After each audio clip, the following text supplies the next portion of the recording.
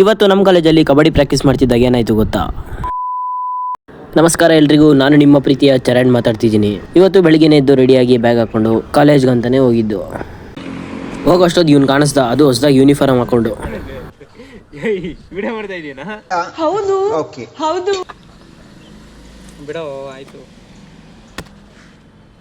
ಅಷ್ಟಲ್ಲ ಮುಡ್ಗ ಬಂದ ನೋಡಿ.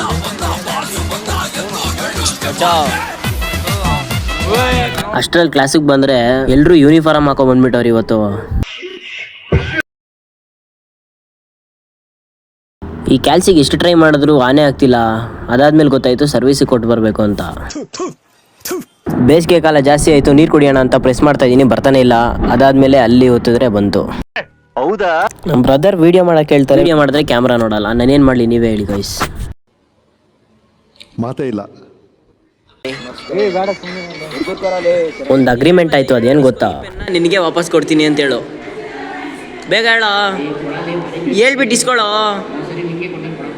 ಈ ಪೆನ್ನು. ಯಾವತ್ತು? ಇದನ್ನೆಲ್ಲ ಕಣ್ಣಿಂದ ನೋಡಿ ಕಂಗಾಲ ಆಗ್ಬಿಟ್ಟಿದೀನಿ. ಬೇಕಣ್ಣ, ಈ ಲೋಪರ್ ನನ್ನ ಮಗನ್ ತಲೆ ಬೇಕೇ ಬೇಕು. ಭಾಷಾ ಭೈ ನೆಮ್ಮದಿಯಾಗಿ ಫೋನ್ ನೋಡೋಕ್ಕೂ ಆಗ್ತಿಲ್ಲ ಪಾಪ. ಅಲ್ಲಿ ಮೇಲೆ. ಅದಾದ್ಮೇಲೆ ಕಬಡ್ಡಿ ಪ್ರಾಕ್ಟೀಸ್ ಮಾಡ್ತಿದ್ರು, ನೋಡೋಣ ಅಂತ ಬಂದೆ. ಏನೂ ಆಗಿಲ್ಲ, ಕಬಡ್ಡಿ ಪ್ರಾಕ್ಟೀಸ್ ಆಯ್ತು ಅಷ್ಟೇ.